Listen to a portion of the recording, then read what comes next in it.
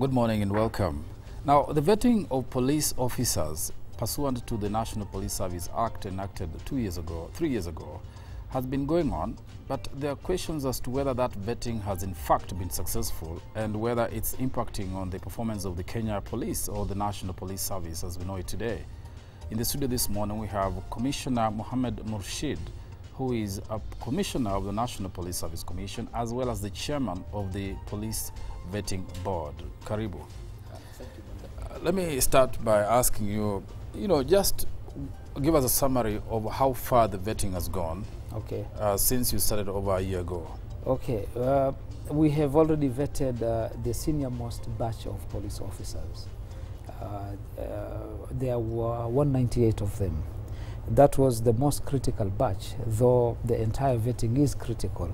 But having in mind that that is the top command of the police service, and they are the ones who are supposed to also spur up reforms within the police, because much as we talk about police reforms, we must be aware that reforms must come from within. The other bodies which are there, the Commission included, the Independent Policing Oversight Authority and the Ministry of Interior, all these are organs which are instrumental in reforms. But the real target of reforms and the drivers of the reforms ought to be and must be the police service itself, and that is squarely located within the office of the Inspector General. Right. So 1 year down the line, 198 officers vetted. Right. How many found unsuitable to hold office, and Yes. what has issued from the rest? 17 have been found to be unsuitable to continue with service. And the parameters of their suitability or otherwise are very well defined. One is their qualifications. Number two is their professionalism. How have they been performing their tasks while they're in office? The third thing is that we look at their economic integrity, and that is their lifestyle, a lifestyle audit. Yes. And the fourth one is did they abuse human rights in the performance of their duties? So these are the four parameters. The threshold is necessarily low because it is a standard that must be applied for the senior-most police officer and to the constable. So much as we want to think that there ought to be more interrogation on their professional conduct at work, we are having necessarily a small band whereby these are the most critical no-go areas, such that if a police officer fails that minimum test, he is found to be unfit, unsuitable to continue under the new dispensation. Well, there's been criticism of that, vetting. People think it's been cosmetic. That is the way it is set up, the way you have been doing it. Is not. It's not possible to extract. You're not able to actually establish anything. You see, and even the senior ones who have been retained have got away with things which, they ought not have by some standards. You see, Mwakali, the problem is that we are dealing with very heavy perceptions. There are serious doses of reality in those perceptions. If you have the Transparency International report for the last 10 years, the police are taking the top honors hands down with those kinds of perceptions. And again, they're just not merely perception. They're fueled by reality. The sense is that Kenyans believe that the entire police force ought to be washed down and a new one put up in place. The reality of the matter is that it's not the entire force that needs to be flushed out. We also have systemic issues which we have to deal with in the mid-term and long-term. And at the same time, if we were to go that route, who is going to secure the country for us? Therefore, there is a lot of we need to tone down a lot of expectations. And we did map out that expectations are skyrocket. Yeah. You know, the judiciary call that we had before and the one which we have recently, there were so many lessons learned in between. We just cannot jettison an entire system. We need to look at ways in which we can organically improve on it and take certain steps so that we start balancing certain issues, realities of security, with issues of dealing with corrupt police officers, with inefficiencies. And when you have a system that has been on a slide for so many years, and this problem in the police service is not post-independence only. It is actually pre-colonial. The police have not been given the attention that they ought to have been given. But when you go to a normal police station, right, you see the officers there. Yes. From the OSPD, the ones you have not reached to. Are they aware about any police reforms? If you see the way they conduct themselves, yes, do they have any idea that police reforms will come that must fulfill those criteria? Yes. Are they aware? You see, on the issue of vetting, first it is transitional vetting. And it deals with something of your past conduct and past behavior. It has really no impact on your current way of which you're conducting yourself going forward. Again, police vetting is really not reforms. It is just but one of the spokes in this big wheel of reforms. You have to do so many other things. For example, we have to start doing issues like especially change management.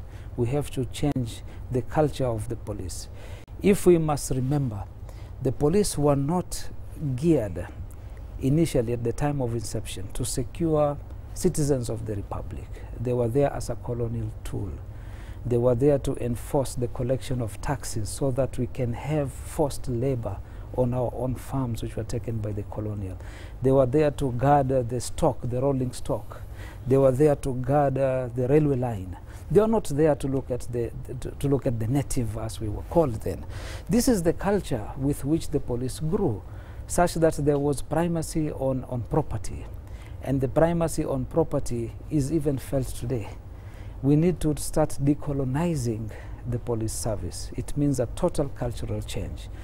The Commission has... How is that happening? It has embarked on a cultural change matrix. We have consultants on board. We have a strategic plan in which we need to reach out to the police officers and start inducting them in the new culture of democratic policing. Not only that, the Commission is also in charge of approving the new police training curricula. A new curricula is in place. It was done by the Kenya Curricular Development. It was done within the service. It is also being done in collaboration with the Commission and experts on that one. In the new curriculum, the kind of training that the police officers are having, other than the physical training, there is a lot of software aspects which particularly deal with this culture change aspect. We also are embarking on a performance management, whereby a police officer is given targets, is given expectations from the constable to the most senior officers. And that is again... Is that happening? Is that what you are telling me looks right. like a lot of theory? Yeah, it is not a lot of theory. When I go to the police station, I don't see those things. Stuff. I mean, because if you look at what is happening in reality, I don't know whether the police have challenges in enforcing the law or just following the script. No. Or that whole culture that you can get away with. You see, even young policemen, when you see them, the ones from college, they don't operate that way. You know, culture, it takes a whole village, that's the African proverb, to put up a police officer. You see, when we talk of culture, it is something embedded in you. It takes time to do a cultural change. If we are expecting that the police officer will be the ideal police officer because of a few interventions. No, Mushrid, we cannot take that everything is going to take forever. I mean, it's about instructions, standing orders. They are clear in the police books. Okay. This is what you do. This is how you carry out an operation. Right. Why do you need a cultural change? You just need enforcement. The first standing orders, yes, as they were then called, was based on the old mechanisms. Right now, if you look at the first standing orders, it is a book this thick. It has to be internalized. It has to guide and guard the police officer. The entire first standing orders have been changed and are aligned to the police service as it stands today. The service standing orders are concluded. They have to undergo final stakeholder meetings and stakeholder approval before they are then gazetted. Now, if you tell me, Mwakali, you want to change an organization's culture, this organization has more than 100,000 people and growing. Yes. It has started from, it's the oldest institution in the country. It's more than 100 years old. It was not wired to do what we want them to do today. You know, yes. What the changes you are talking about, Right. to me, it will make no difference between now and 1960. Yes. Every police station we go to, Yes. you feel Mabusus being beaten. There are Yes. people crying in every police station, Yes. which should not happen. There is no Yes. law that which said Mabusu in the cells must be Right. beaten. Right. And they're being beaten. Right. Why is that not changing? That Isn't that a matter of human rights. instructions? The Inspector General just ought to Why? say, Why? this is it. Why? Yes, Why it people won't being happen. beaten by police cells? Even if you go to the for standing orders, there is no standing order there which tells you that a Mabuso is to be beaten. A person is apprehended, evidence is collected, and is taken to court. So the way we are going about it, it is as if that is what really must be something which is to be done. Again, you must appreciate the oversight bodies. You have IPOA. Their job is... But we don't want to police everybody in the world to do their work. Right. I mean, the oversight, of course... They will not go policing to every oversight police body, station. Right. Body oversees generally excesses. Yes, yes. But it cannot be at every police station with every policeman performing his functions. So that's why we are calling for discipline of the officer at work. And that is a function of the Police Service Commission to make sure it's happening. And you see, that is exactly what we are aiming for. If you are looking at the police today and they're behaving the way you are just putting it before me, it's something to do with very germane and systemic issues. You don't deal with systemic issues in a cosmetic manner. You must radically and hard, absolutely head on. Absolutely. But that's not happening. Now, day. let's be structured. Yes. Let's be structured. Yes. The Police Service Commission is supposed to look largely into the manpower aspects of the police. And policy and issues. Like Policy and issues.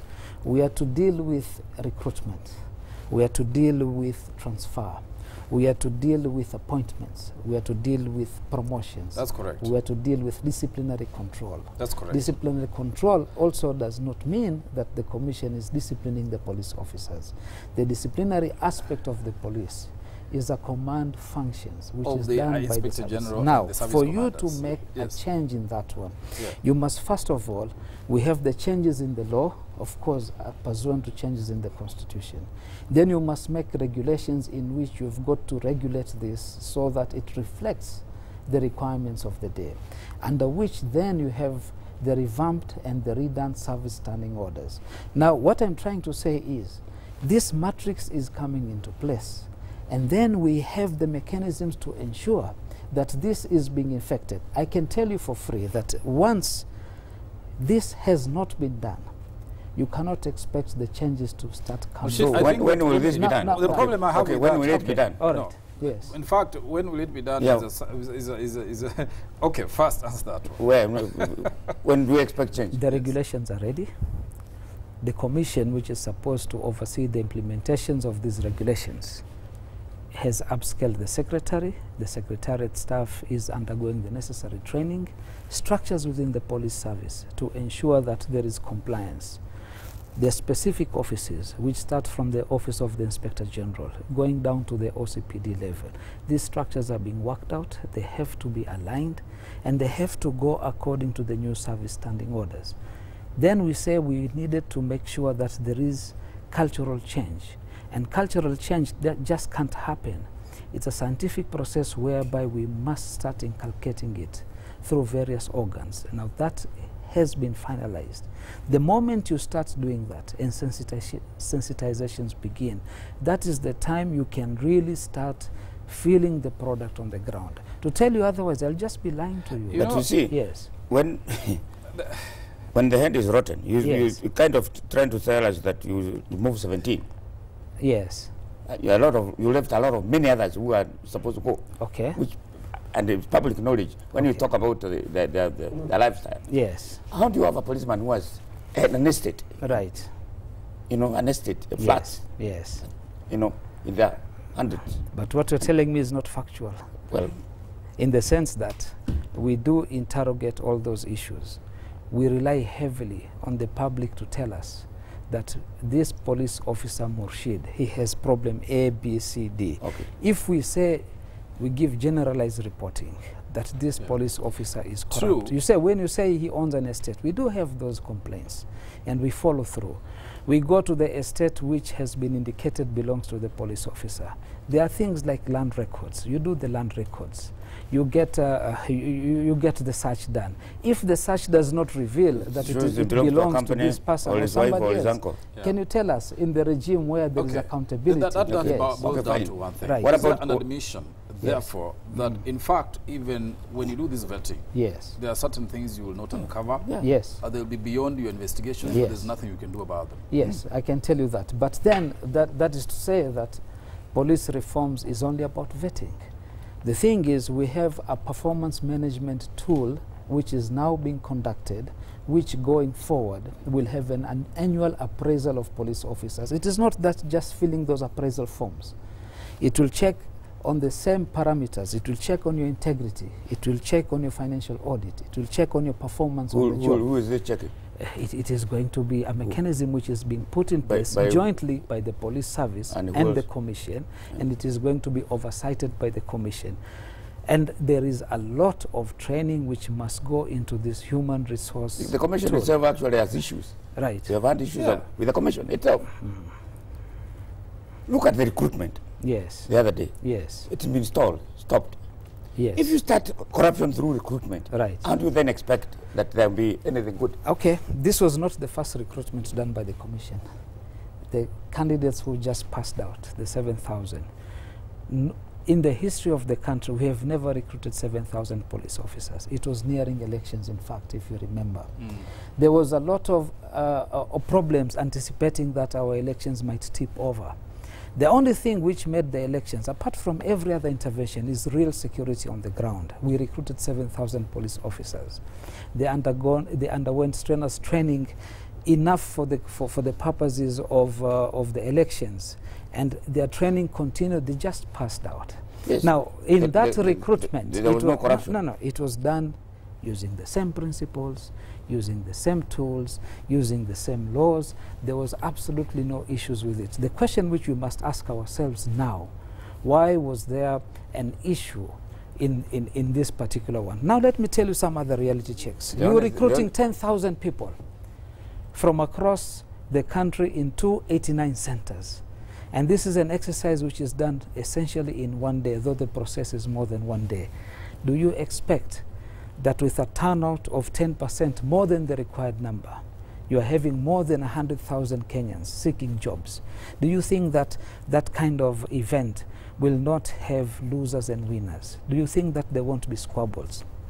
Let me tell you, when we have our when we have our exams at the end of the year for the schools, we have cases, leaked exam papers, we have cases of cheating students.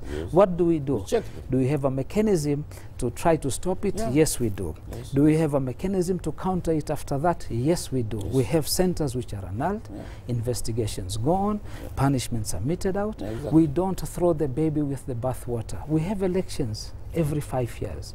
It's not that every election is free of any issues.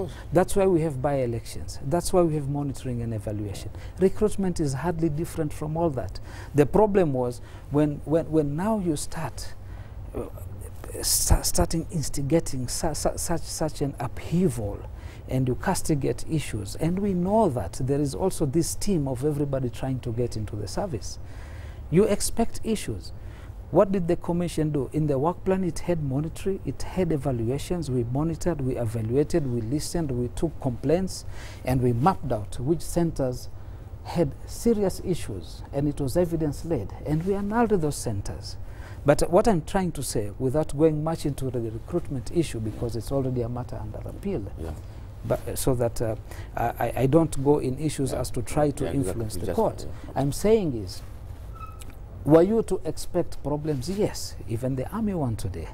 Despite all the things, you will find that the same Kenyans who are trying to bribe their way through are the same Kenyans who will also demand that the police are corrupt, that this is out of bribery. Why? Is it because you thought that you could have gone in and you did not go in? There will be winners and losers, but there are real issues also.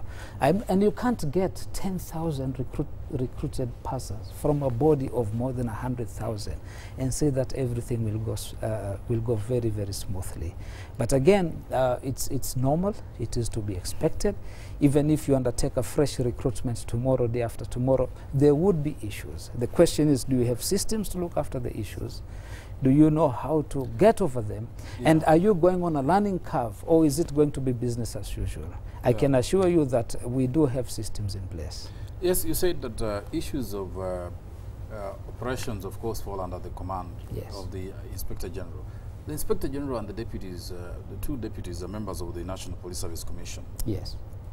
Even though you're directly not responsible for what they do, you are indirectly responsible because you have to hold them accountable for the functions they perform. Yes. So that if I ask you why the operational matters are not straight, why there are so many complaints and breach of protocol procedures for police operations, you ought to have answers, in my respectful view. No, the interface, I know that the top command of the police service, by dint of their officers, are part of the commission, but only insofar as the mandate of the commission is concerned, about how they conduct the operation on the ground, about the excesses, if any, alleged or otherwise. That is not within the purview of the commission. It's not within the purview of the commission. That's true, to that extent. One of the things which need to be done, the police service itself has internal mechanisms to deal with issues. Those internal mechanisms are what are being put together now. There is the Internal Affairs Unit, which deals with serious issues, complaints by the public against the police. IPOA deals with aggravated issues like killings. It does not deal, it is not supposed to deal with the issues of public complaints, some of which can just be done by the OCS in his station. What you're having is a system now needs to come in place, and I can assure you that that system is now firmly in place so that going forward we can have a more reactive and a more proactive police service. What I can tell you is that the police Service Commission is not there to audit police operations. That's the technical work of the IG while he is wearing his hat. But the IG is one person, and the IG, we'll assume the IG is it's an institution. CEO. Let's assume the IG is the CEO of a company. Right. There is a board above the CEO, which is the National Police Service Commission, which has to hold that CEO accountable and effective. If he's not effective, you can call him to put things in perspective. So you can't say that, okay, those operational issues are not. That's why we're saying you're doing the vetting to establish the command. You're appointing those people to those commands, Assistant Inspector General and so forth. And they are supposed to oversee their juniors operating under them. Now, if those juniors are not working, the responsibility of those seniors, But if the whole chain is collapsing, where does the buck stop? The people who appointed them, who should fire them or remove them if they're not working? But that's where we have not agreed to the basic understanding of what the commission. So the commission wants to remove itself from operational matters completely. It does not have any role in operation matters, and that is what the Constitution says, or that is what the law says. What the commission is actually targeting itself is how do you ensure that there is total independence of the police service. Independence from what? Independence from interferences to their command structure from outside. And how is that done? It is done through the issue of patronage powers. Patronage in matters of recruitment, in matters of transfer, appointments, funding, promotions, etc. Now, what was cited by Waki, what was cited by Ransley, was that the police service is losing it because it is losing its independent command. If you look at the Constitution, the office of the IG has been given independence in the way in which it is supposed to function, in the way in which he was recruited, and safeguards against his removal, and also financial independence. And again, it is further encircled by a commission which is independent, which ensures that the critical functions through which the levers of cronyism and patronage cannot be operated. So if I may ask you, are you trying to say that the Inspector General and the two services are even independent from the National Police Service Commission? No, they are not independent. Exactly. In fact, whom are they answerable to? they are answerable, first of all, to the Constitution, yes, to the people of this republic, and the commission is there. Through the commission, you know, right? if we don't appreciate the core function of the commission and why the commission was there, then we'll always have a push and pull effect. Yes. In the sense that the commission does not do what you have conceived that it is supposed to be doing. Okay. And then that matter. There are also other regulatory mechanisms. There cannot be mechanical institutions that are independent of each other. Not even that. I mean, they are linked, but they are, again, operationally, they are distinct, such that you cannot put any, you cannot have any influence or... Let me give you a better paradigm. The police service and the entire public service was under the Public Service Commission, isn't it? Yeah, do we get it? Yes. What was removed was the aspect of the police, so that it is handled by an independent commission for verily the same functions which the Public Service Commission were doing. Now, if you are going to tell me that you could see that being done by the Public Service Commission, if you tell me that all state officers and public officers are being monitored to that extent by the Public Service Commission, you have an argument. But if you tell me that this is a reform structure, you are reforming institutions, you are putting processes in place, you want better manpower involvement, you want better terms of service for the police officer, better working hours, you want to put paradigms to ensure that there is less corruption in the police service, then you are telling me that you are asking something core to the police service. Are you telling me that today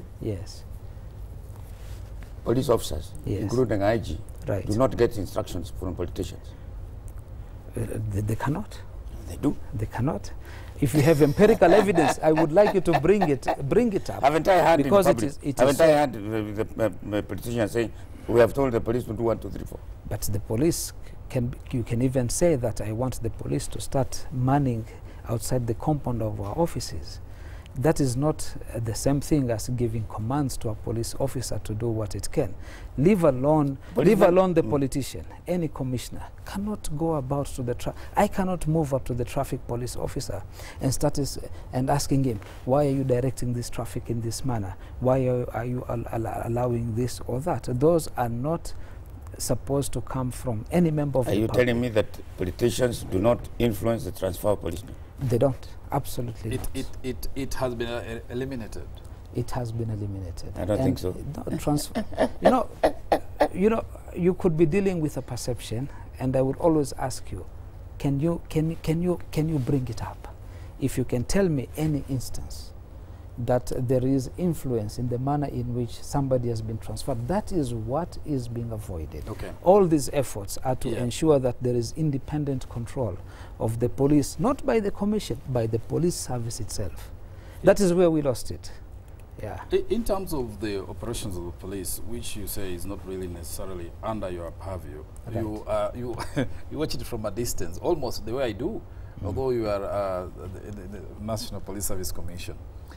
The problem is that reform is being hampered by the practice of individual police officers who are junior officers. If the seniors are okay, have been vetted, the people under them are not observing the law in terms of procedures of arrest. People are being brutalized. People are still being arrested without cause, being held, those same old practices. Now, who is supposed to be responsible for fixing that in the whole chain of police reform? In terms of doing structural fixing, in terms of doing the policies, in terms of doing the regulations, in terms of doing the SSOs, service standing orders, it is the commission which does that. In terms of enforcing, you have to have the structures in place, the policies in place, regulations in place. You have to populate those structures. Then you have to link them so that you have accountability, which we can take responsibility of. You see, but the first point of accountability also is the police itself. We have the IAU, Internal Affairs Unit. We have the Director of Reforms, an office which will be populated very soon. The IG has managed to do a fantastic establishment, whereby different components of police servicing, there is a proper organogram. It is now being populated by the officers who have just been vetted, and more vetting is to come in. And these structures have to be duplicated all the way down to the various counties. The county command is being revamped. The IG had to do what he had to do, because you cannot exist in a vacuum.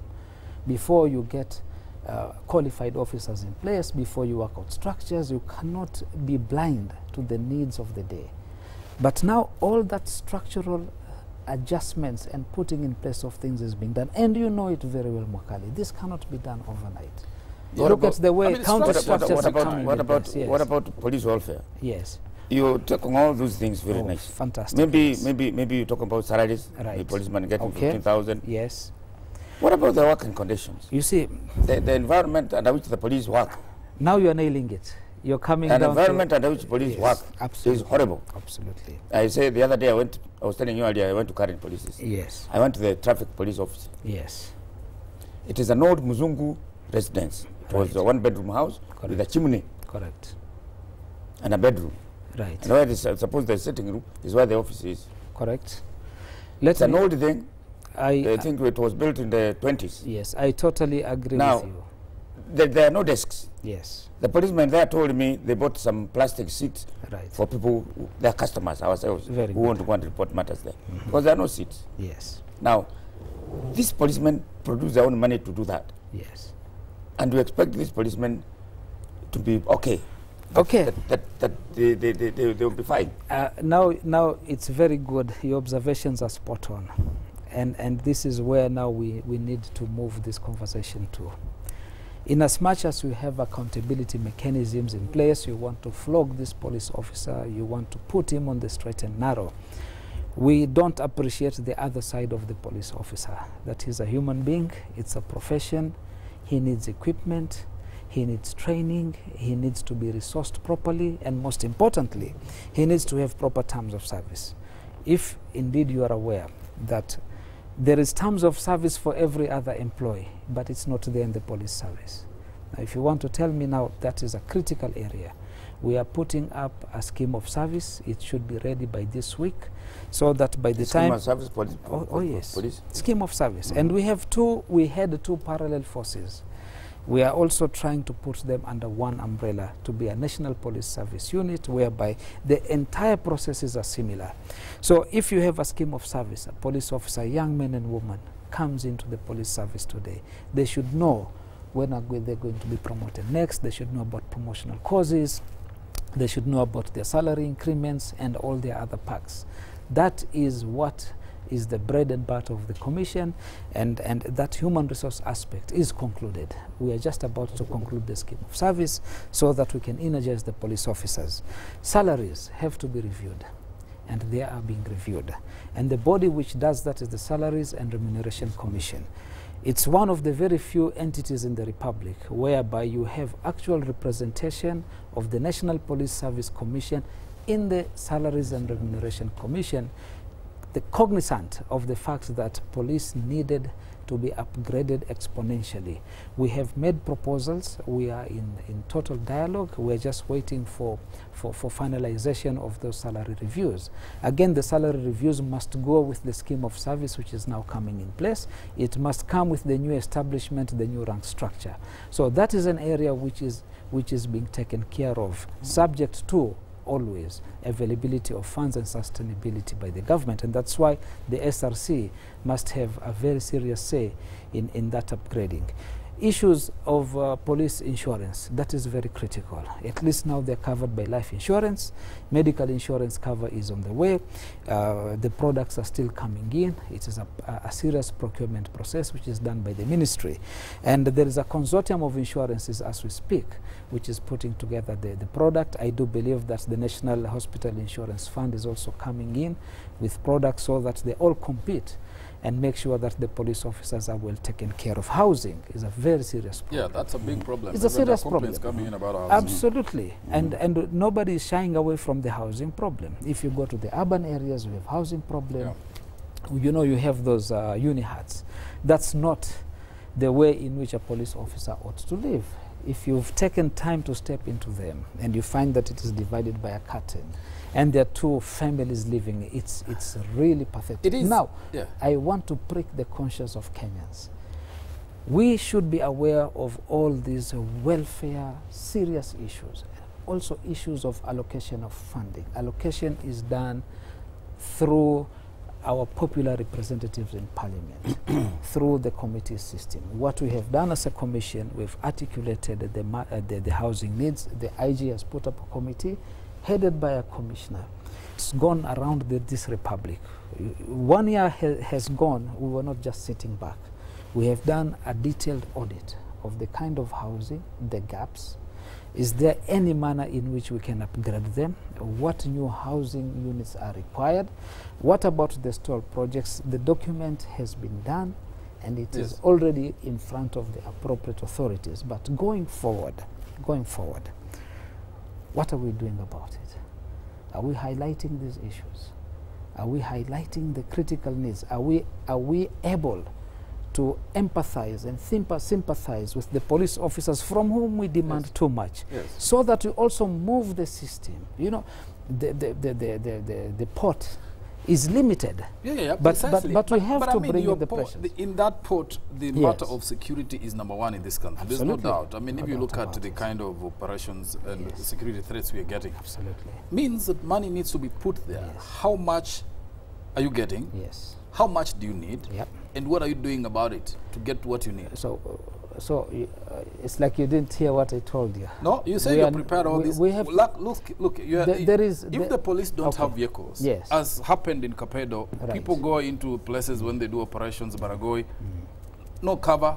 Even the police don't have choppers to provide the operational infrastructure they need to do a job.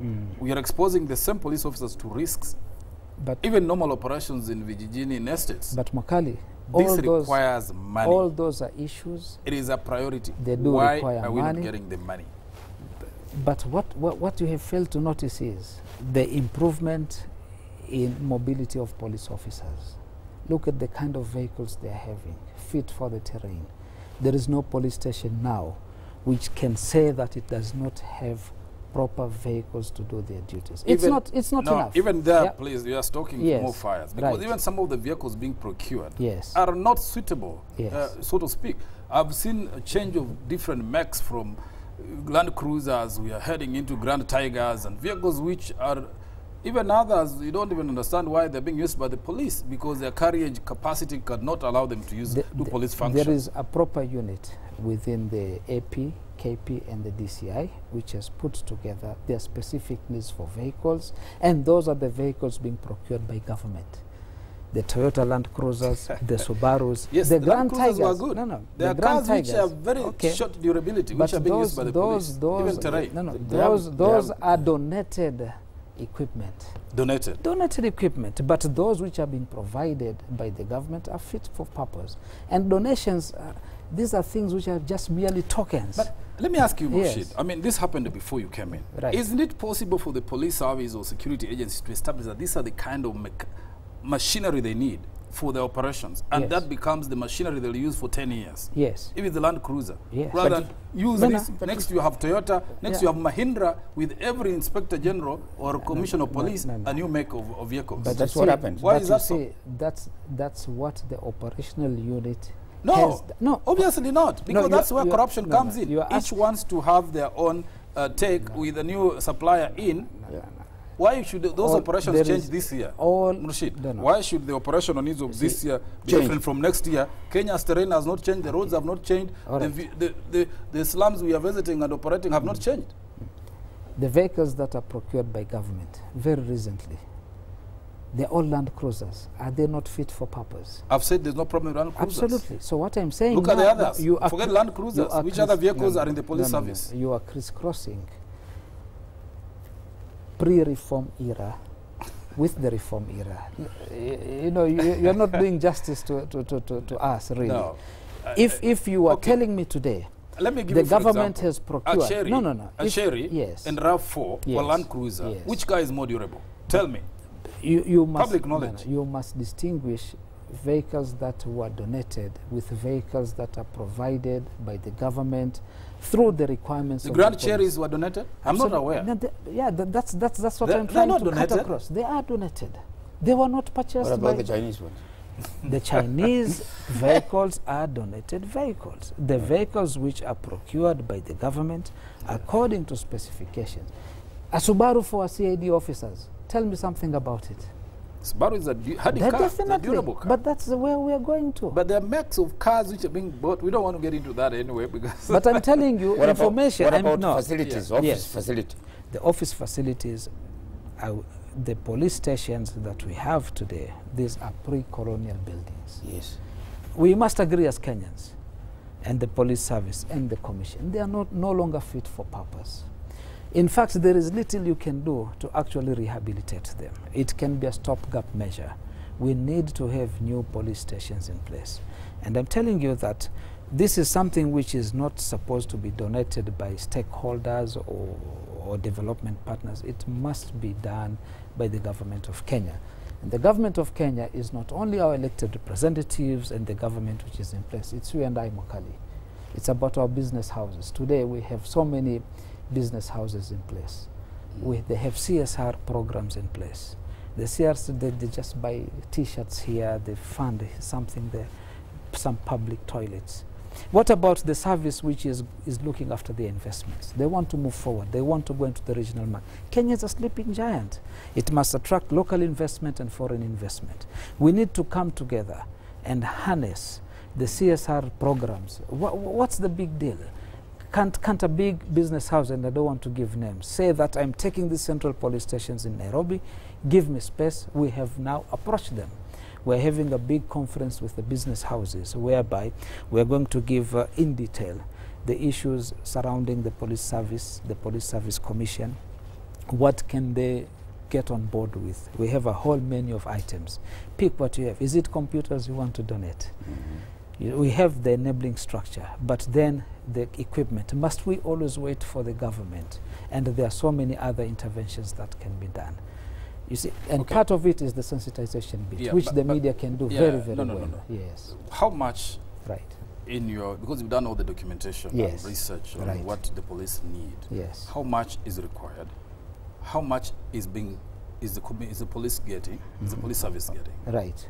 And I asked you, what are you doing about it to bridge the difference? Now, from the treasury, not from corporate bodies. If you are telling me about equipment needs of the service, those are seriously things that relate to the service directly. But I can talk of generalities. There is no time in the history of Kenya, post-colonial and post-independence, that the police has been given as much funding as it has been under the current regime. The funding is exponential in terms of what was given. Yes. If you're telling me it's enough, we just have to keep managing it and make sure that we utilize it properly. And that means now the structures we're talking about, we are also embarking on vetting of the civilian staff in the police service, the procurement officers, the budget making process. All these processes are being rehabilitated. Now, the enormity of the task cannot be overstated. It is an enormous task, but what we're saying is are the building blocks there? Is the follow-up there? Is the political will there? These are the very important indicators as to, are we going forward? Are we doing things the same way we are doing it, or are we actually going backwards? Police generate revenue, much of it. Yeah, the revenue goes to the exchequer, and that's one of the policy instruments that we want to make changes, so that the traffic fines, we're trying to seek a position whereby a portion, not all of them, of the funds can be absorbed into the service to fund the service. What about the hire and the use of the especially administration police in terms of guarding important installations, government and non-government? We are also going to seek ways in which there could be a retention of that one, so that the police service can actually have more funding options. These are areas of policy, and these policies are being pursued. Is that necessarily a good thing? I mean, that a sector that collects revenue should keep some of it. I mean, is that a best practice? You see, then we might end up with the police that collecting a lot of revenue because it's in their interest. I mean, the money should be allocated from the central government. Is the revenue going to be pocketed by individual police officers? Maybe that's another one. Is the revenue that is being collected going to be spent in an unplanned manner? It must be budgeted for. It may not, but in my view, I mean, what is the difference between collecting the money and sending it to the treasury? And then the treasury, cognizant of your needs, sending back the portion or the money that you need, as well as I mean, even if the sector was to say we collect a bit here, road transport, they say, okay, KPA says, okay, we get a bit of this, let's keep some of it. If there is retention, it does not mean it has gone out of the basket of the national funding. It only means that the processes through which that can be allocated are eased up, and there is more immediate use of that money. And you see, instead of now petitioning several other bodies and committees for that allocation has been taken care of. The question which we must ask is that money out of budget? No. Is that money going to be spent outside the well-established procedures? The answer is no. But the question is the aspect of that allocation. Budgetary appropriation, things having to go for appropriations bill. We know the delays that go with it. We know that there are also demands to have increase in packs here and there before some appropriations are done. But that's part of the entire democracy. You mentioned about training and having a unified force. Yes. As currently as we stand now, right, there are differences between the AP and the police. Yes. But from the top to the very bottom, you hear them fighting all over. Yes. How is that being dealt with? Yes. To harmonize it? There is also an element of overplay into those differences. And we must take it that the police, Kenya Police, was a different unit, absolutely different. The administration police, in terms of orientation, was very different. They need to be harmonized. You start from harmonizing it from the office of the Inspector General and the two deputies, and it has to percolate down. A big portion of that change management which you are inducting into the police service is also to bring a culture change whereby you can fuse these services. There are operational aspects which are to be dealt with within the service, and then there are the softer issues in which now they have to come together towards a common goal. That is definitely in the offing.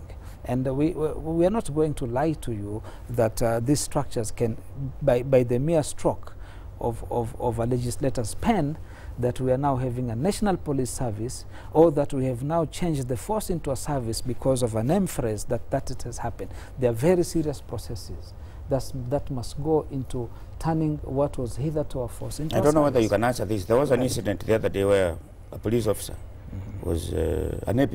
Yes. He was arrested by Akoblo at the roadblock. Yes. And he marshaled his troops. Yes. Came with guns and moved him from Akoblo. Right. I don't know whether the matter has been resolved or that it has died or what. The police officer, because of the traffic offense, has been taken to court for that purpose, and internally, meaning within the service, the issue of the incident, there is an inquiry within the police support that one, and definitely certain steps will be taken to cure that. But the disciplinary mechanisms within the police service don't seem to be fast, they're not transparent quick enough. Yes. They are not transparent, as Mutegi says. Yeah. Hardly will you get police officers punished for offences committed within their duties. Yeah, it's because that all the orderly room proceedings that are taken, all the disciplinary mechanisms that are taken, they were not being floated out in the public domain, that we have taken A, B, C, D. To say that there are no disciplinary actions being taken with is really a contradiction in terms.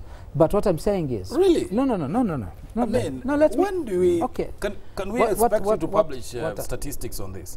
Definitely. And that is now what is the requirement. Yes. The IAU is supposed to make each and every report of even a complaint raised about it, how they resolved it, what kind of disciplinary mechanisms were taken. Now, just a moment. Because there is no disciplinary action, really hard disciplinary action taken upon fellow police officers by those seniors. That's where the crux of the matter is. Now, a matter is reported to the police. The man who committed that offense, if it's a brutality or whatever excesses, is serving under that OCS. Yes. What actions are taken? Colleagues cover themselves up with for each other. It is no longer possible for them to do that because of the mechanisms of the IAU, the oversighting of IAU operations by the IPOA, and the oversighting of what disciplinary measures were taken by the Commission. You know, we are talking about these are not being done, but the IAU now is coming in place. Okay. You see, we've got a lot of questions and queries, of course, from most of them, I'm sure, police officers who have the opportunity to ask you these questions because they never get the chance to do that. First of all, these salaries. Police officers are still complaining about low salaries. We're talking about things improving. Right. What is the word on salaries? The word on salaries is that we have submitted to the Salaries and Remuneration Commission. There's a lot of work which has been done so far on the salaries. Two, are you aware as NPSC that senior officers, OCPDs and OCSs are transferring junior officers, and they refer to that as deployment to conceal the fact? The regulations which are about to be put in place has a clear distinction between transfer and deployment. These are as clear as the morning sky. And the moment these regulations take effect, and we have the mechanisms now to check on it, there won't be any deployment under the guise of transfer or vice versa. When do they take effect, do you think? Just before the end of this year. They'll be in effect. We only have to go through the parliamentary committee on delegated legislation, and then we just go ahead and regulate it. Yes. How long should an officer stay in an area before they are moved,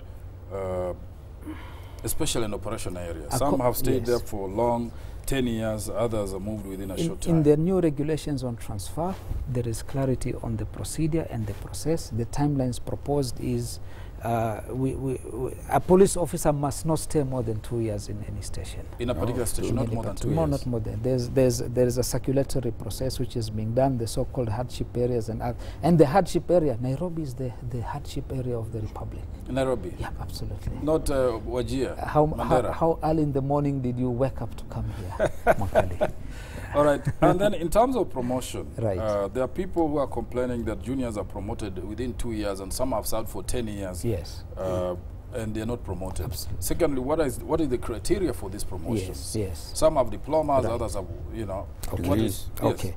First of all, the deployment promotions that does not necessarily rest on one specific item, like your academic qualifications. It's a number of issues. It's a matter of your integrity, your application to the job, your exposure, your discipline, etc.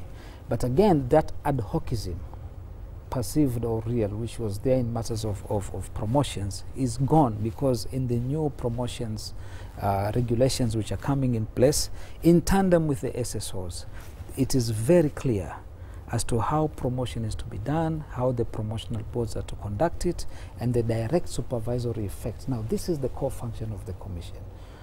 Yeah. Going forward, that's a big problem. They are going to be clear. People are being promoted based on connections or senior officers. When these regulations come in place, it is a requirement of the Constitution. They have to be, number one, published, but other than publishing them, they must be publicized.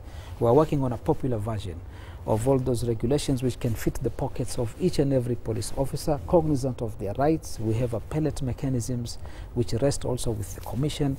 They can have an appellate mechanism through the service and up to the commission. The issues of irregular, unpalatable transfers and promotions. But again, when you look about this transfer issue, take it with a pinch of salt. Somebody complains because he was in a comfort area in terms of many issues, not necessarily because he has access to this or that.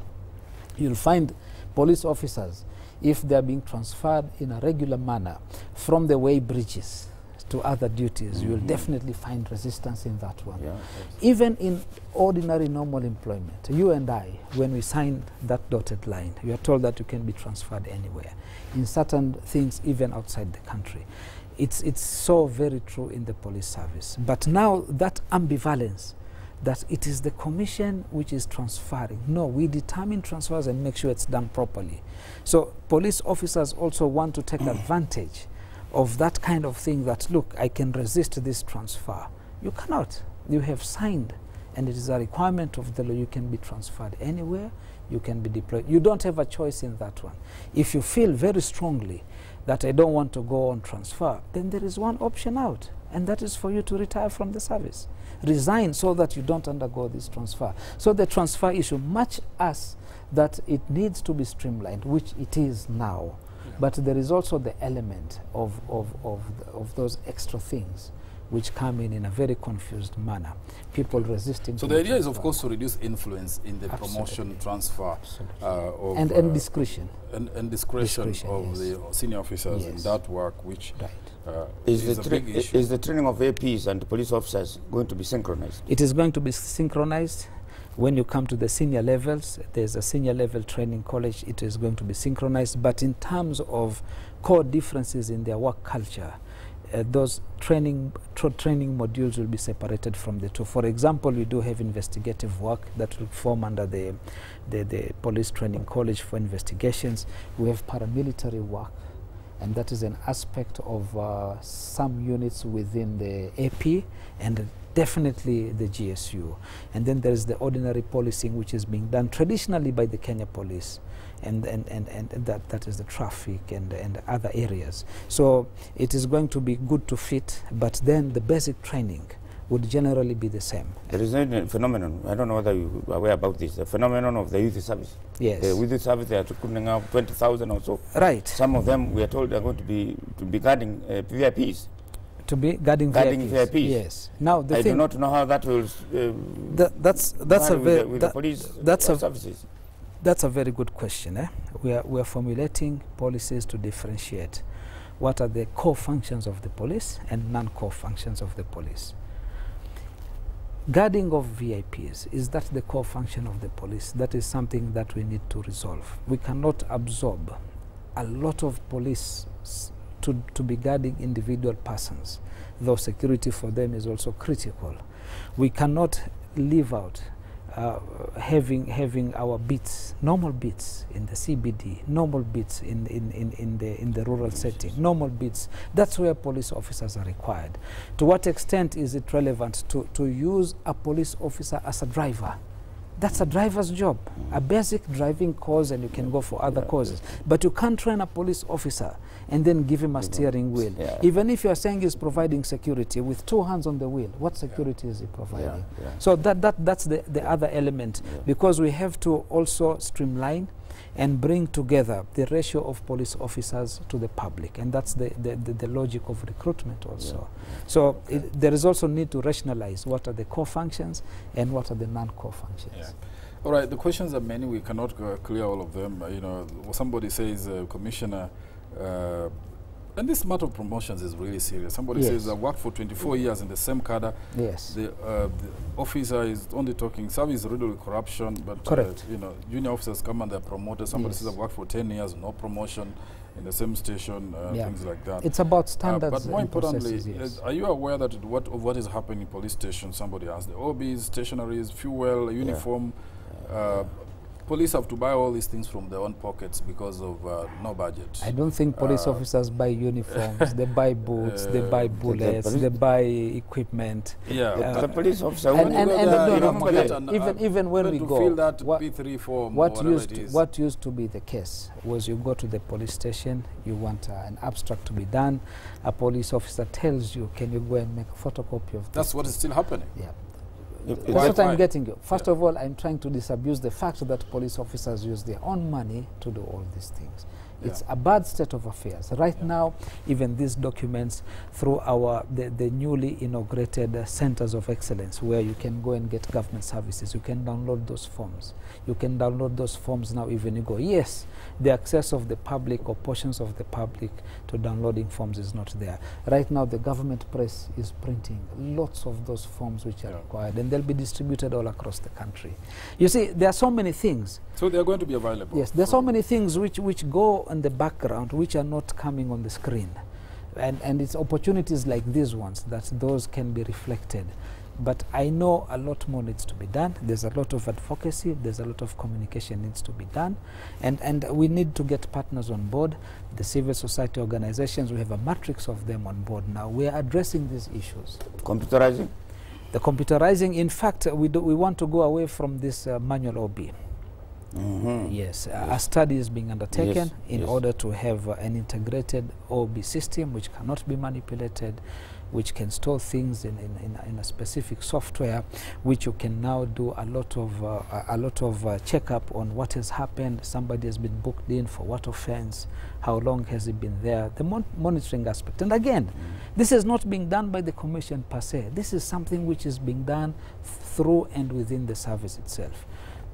The reforms are there. There are some visible aspects of reforms. There are so many other invisible aspects of reform. What we need is the public to get on board, people to be informed, and we must energize the police officers. When we say to the police officer, "Nyinyi mumeoza," what are you indicating to the police officers? What are you reflecting on the police officers to the public? But the police also need to be friendly to the people. No, absolutely.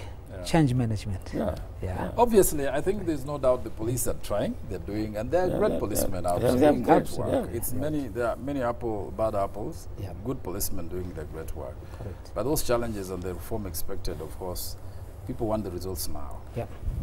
And the commission, have you paid rent upon? Rent? We don't. You arrested somebody for not.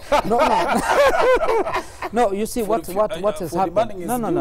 What has happened is, number one, rent is paid on quotas, isn't it? But those quotas were not synchronized with the government usual start of the financial year. So in expectations of the next rent, that was the gap which was there, but we didn't have any arrears. And the other thing was done was this kind of a Kibera tactic. You shut the doors, you shut windows, you shut staircases. That's illegal.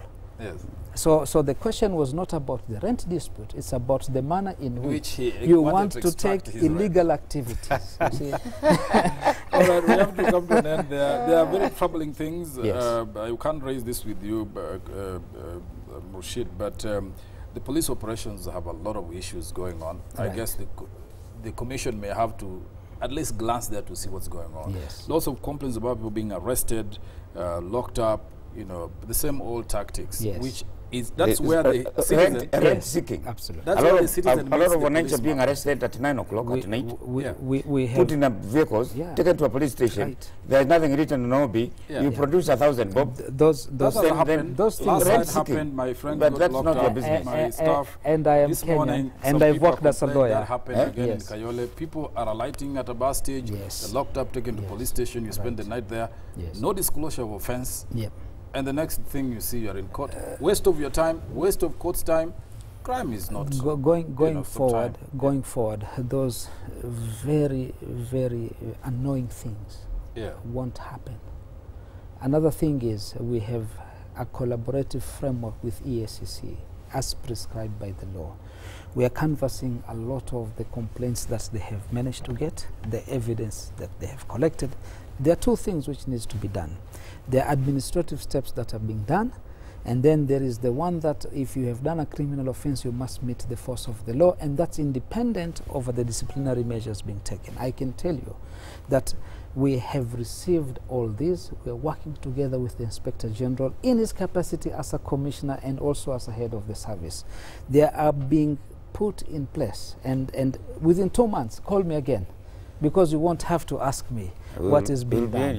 Giving us results. The critical mass has been attained. All right, that's good. Okay, I want to thank Very you, encouraging. Mushrid Mohammed, the chairman of the Police Vetting Board and commissioner of the National Police Service Commission, who was our guest this morning discussing police reforms and how far things have gone. Keep on watching.